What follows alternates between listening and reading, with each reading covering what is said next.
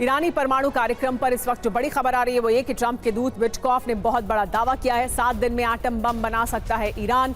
Atom bomb के लिए संवर्धन के करीब पहुंच चुका है ईरान, ये विटकॉफ ने दावा किया है।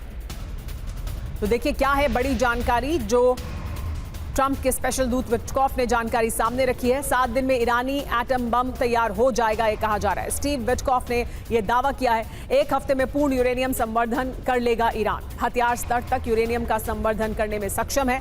फॉक्स न्यूज से बातचीत में विटकॉफ ने दी है ये जानकारी। विटकॉफ ने इंटरव्यू में कई रिपोर्ट को खारिज किया। रिपोर्ट के मुताबिक ईरान में यूरेनियम संवर्धन मशीन नहीं है।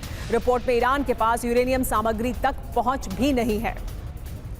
तो ट्रंप और खामेनेई का टकराव युद्ध के स्तर तक जा पहुंचा है। ईरान किसी भी कीमत पर यूरेनियम संवर्धन नहीं रोकेगा, जबकि अमेरिका तय कर चुका है कि परमाणु कार्यक्रम भी रोकेगा और मिसाइल प्रोग्राम भी।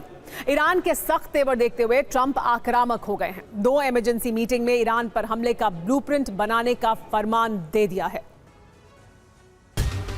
ईरान की तरफ से कहा जा रहा है कि अमेरिका को उसकी शर्तों पर परमाणु करार करना होगा। ईरान किसी भी परिस्थिति में यूरेनियम संवर्धन नहीं रोकेगा।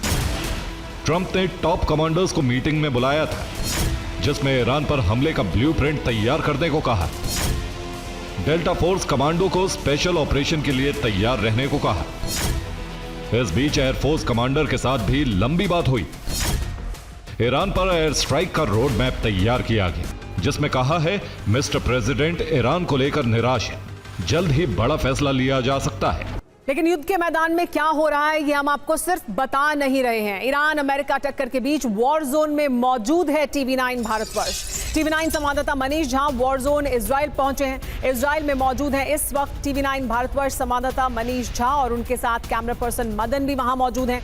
ईरान पर हमले के लिए इजराइल का प्लान क्या है टीवी9 पर हम वो भी आपको अब से कुछ देर में बताने वाले हैं। खामेनेई के खिलाफ ट्रंप की रणनीति का केंद्र टीवी9 भारतवर्ष पर है, यानी हम आपको बता रहे हैं ग्राउंड जीरो से, युद्ध के मैदान से कि क्या हो रहा है और इजराइल इसके केंद्र में है। वहीं मौजूद है टीवी9 भारतवर्ष संवाददाता मनीष झा। मनीष, तनाव बढ़ता जा रहा है और स्टीव विटकॉफ कह रहे हैं कि 1 हफ्ते के अंदर परमाणु हथियार हासिल कर सकता है ईरान, यानी सीधे तौर पर वो ये बता रहे हैं कि बस इतना ही समय है और आप इजराइल में मौजूद हैं।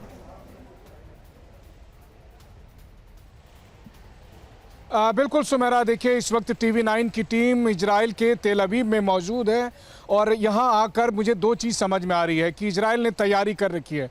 तैयारी किस बात की? तो तैयारी 2 तरफा कर रखी है। एक तरफ जहाँ इजराइल में प्रधानमंत्री नरेंद्र मोदी के आने की तैयारी हो रही है, वहीं दूसरी तरफ इजराइल ने तैयारी कर रखी है कि अगर ईरान के साथ युद्ध शुरू होता है तो वैसी स्थिति में इजराइल कैसे अपनी रक्षा करेगा और अपने जानी दुश्मन ईरान से कैसे निपटेगा। जाहिर है कि इसके लिए प्रधानमंत्री नेतन्याहू लगातार सिक्योरिटी कैबिनेट के साथ और अपने IDF के तमाम आला अफसरों के साथ मीटिंग कर रहे हैं। अपनी तरफ से IDF ने यह कह रखा है कि हम पूरी तरह से तैयार हैं और लगातार ये अमेरिका के जो सेंट्रल कमांड है उसके साथ कोऑर्डिनेट कर रहे हैं। लेकिन फिर वही बात है कि मुझे याद है कि जब मैं पिछले साल यहाँ पर था मौजूद, जब जून में 12 दिन की जंग हुई थी, जब ईरान की तरफ से मिसाइलें आती थी और उस वक्त किस तरीके से अचानक ही इजराइल में रहने वाले लगभग 1 करोड़ लोगों को बंकर में जाना पड़ता था।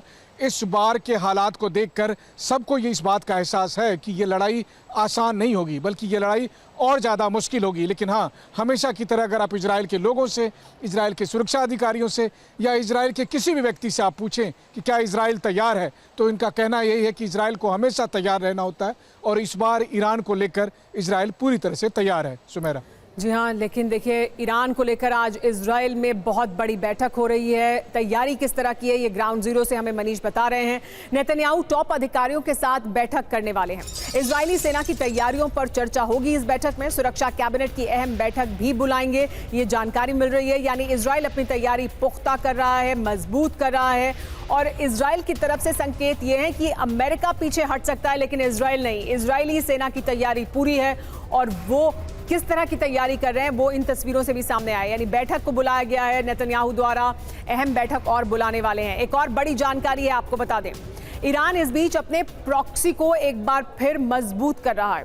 हिजबुल्लाह काउंटर अटैक में शामिल होगा ये कहा जा रहा है। हिजबुल्लाह को एक्टिवेट कर रहा है ईरान। आईआरजीसी को रणनीति बनाने की जिम्मेदारी मिली है। आईआरजीसी को जिम्मेदारी मिली है और ऐसे में ईरान के जो प्रॉक्सी मौजूद हैं इजराइल के आसपास, उन्हें एक बार फिर एक्टिवेट कर रहा है ईरान। और आईआरजीसी इस जिम्मेदारी में सबसे आगे है। हिजबुल्लाह को एक्टिवेट किया जा रहा है, यानी हिजबुल्लाह भी एक्टिवेट रहेगा और इसी वजह से इजराइल की तैयारी भी चौतरफा है। प्रॉक्सी से भी निपटना है और ईरान के खिलाफ भी अपनी तैयारी को पुख्ता और मजबूत करना है।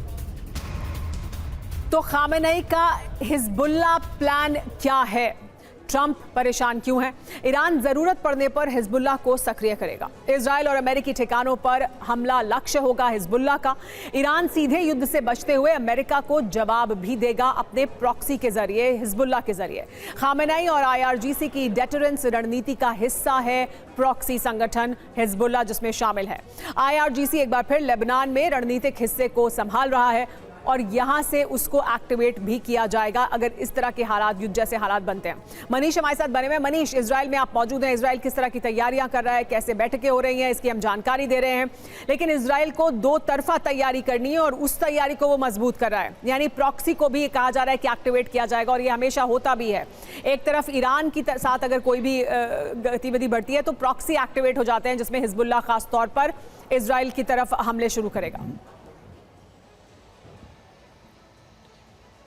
बिल्कुल, देखिए जिस तरीके से इजराइल ने पिछले 3 साल में अगर कहें, यानी कि अक्टूबर 2023 में जब हमास का हमला हुआ और उसके बाद से इजराइल ने ईरान के प्रॉक्सी कहे जाने वाले पहले हमास का, फिर हिजबुल्लाह का और फिर हूती का, लगभग में इजराइल के मुताबिक इन्होंने इसकी कमर तोड़ दी है।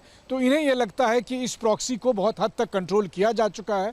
जो रही सही कसर बची हुई है उस पर लगातार इजराइल की रह कर कार्रवाई होती है और उन्हें यह भी लगता है कि इस वक्त ईरान सबसे कमज़ोर हालत में है। ये इजराइल को लगता है। उन्हें यह लगता है कि अब कम से कम प्रॉक्सी की तरफ से ईरान को वो मदद नहीं मिलेगी जो बीते 2-3 साल पहले उनको मिल सकती थी और इसीलिए इजराइल के मुताबिक ये सबसे सही समय है, उचित समय है जब ईरान के खिलाफ हमला हो सकता है। लेकिन फिर वही बात है कि कहते हैं कि जंग में कभी भी आप दुश्मन को कमज़ोर नहीं समझ सकते हैं और ख़ास करके जब दुश्मन ईरान जैसा हो, जिसने पिछले साल जून में 12 दिन के जंग में अपनी ताकत दिखाई थी। और इसलिए इजराइल इस बार ये इंश्योर करने में लगा है कि पिछले साल की तरह से इस बार ईरान के मिसाइल को किसी भी कीमत पर इजरायली ज़मीन पर ना उतरने दिया जाए। हालांकि ये कितना आसान होगा ये बात की बात है, लेकिन हाँ, जो आपने कहा कि इजराइल तैयारी में लगा है, तो इजराइल तैयारी में लगा है। इजराइल का कहना है कि पिछले युद्ध का अनुभव लेते हुए हमने इस बार कुछ और ज़्यादा तैयारी की है, एक तरह से किलेबंदी करने की कोशिश की है